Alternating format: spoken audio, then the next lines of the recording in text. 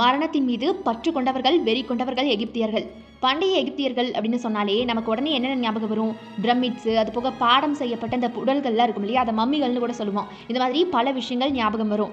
ஏன் அப்படின்னா, எகிப்திய வரலாற்றிலேயே ரொம்ப முக்கியத்துவம் வாய்ந்தது அப்படின்னா இந்த பிரமிடுகள் தான். அதாவது அவங்களுக்கு மரணத்தின் மீது இருந்த வெறியை காட்டுது இந்த பிரமிடுகள் எல்லாமே. அந்த மரணத்தையும் நாங்கள் ஜெயிக்கணும் அப்படிங்கிறதுக்காக தான் அவங்க பிரமிடுகளை கட்டியிருக்காங்க. அதாவது அப்பவே அப்படி ஒரு கட்டிடக்கலையை தங்களுடைய சாவை ஜெயிக்கணும் அப்படிங்கிறதுக்காக கட்டியிருக்காங்க.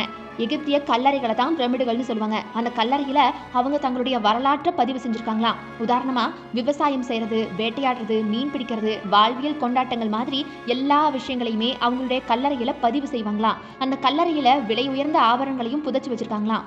அவங்க மம்மின்னு சொல்லக்கூடிய பதப்படுத்தும் முறை மூலமா மனித உடலை பதப்படுத்தி அதை கல்லறையில வைப்பாங்க. இப்படி செய்யறது மூலமா சாவே இல்லாத வாழ்க்கையை அவங்க வாழ்வாங்க அப்படின்னு நம்பியிருக்காங்க. மம்மி அப்படிங்கிறது மனிதனை உயிரோட வச்சிருக்கிறதுக்கான ஒரு வழி அப்படின்னு சொல்றாங்க. அப்படித்தான் அவங்க நினைச்சிருக்காங்க. அதற்காக தான் மம்மிகளை உருவாக்கியிருக்காங்க. ஆனா பாருங்க, வாழ வேண்டும்ங்கிற ஆசையில சாவை ஜெயிக்க நினைச்சு அதுல தோற்று போய் சரி மம்மியா பதப்படுத்த உடலாவது இருக்கட்டுமே அப்படின்னு தான் பிரமிடுகளை உருவாக்கியிருக்காங்க எகிப்தியர்கள்.